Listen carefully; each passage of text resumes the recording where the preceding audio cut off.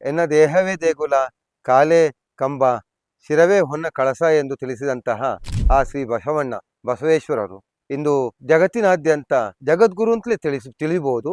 ಎಲ್ಲ ಧರ್ಮದವರಿಗೂ ಗುರುಗಳು ಅಂತೂ ಹೇಳ್ಬೋದು. ಅವರು ಆ ರಾಜ್ಯವನ್ನು ಬಿಟ್ಟು ಆ ಶಿವನನ್ನು ಧ್ಯಾನ ಮಾಡುತ್ತಾ ಎಲ್ಲರಿಗೂ ಆ ಶಿವನ ಅನುಭವವನ್ನು ಕೊಡುತ್ತಾ ಮುಂದೆ ಹೋದವರು. ಆದರೆ ನಾನು ಕೆಲವು ಕಡೆ ನೋಡಿದ ಹಾಗೆ ಬಸವೇಶ್ವರರ ರಸ್ತೆ, ಬಸವೇಶ್ವರರ ಸರ್ಕಲ್, ಬಸವೇಶ್ವರರ ಜನ್ಮದಿನಕ್ಕೆ ರಜೆ ಕೊಡ್ತಾರೆ.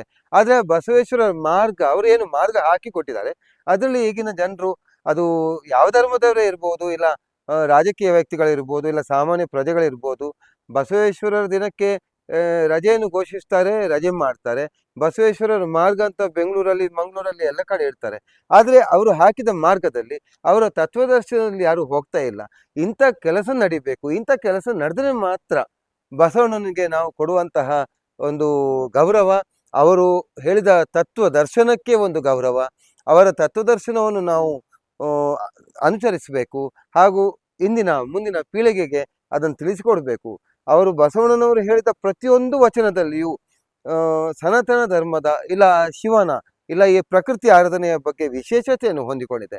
ನಮ್ಮ ಮುಂದಿನ ಜನಾಂಗಕ್ಕೆ ಇದನ್ನು ಉಳಿಸ್ಕೊಂಡು ಹೋಗಬೇಕು ಅಂತಾದರೆ ಸರ್ಕಾರ ಮತ್ತು ಮಠಮಾನ್ಯಗಳು ಎಲ್ಲರೂ ಆ ಮುಖದಲ್ಲಿ ಕೆಲಸ ಮಾಡಬೇಕು.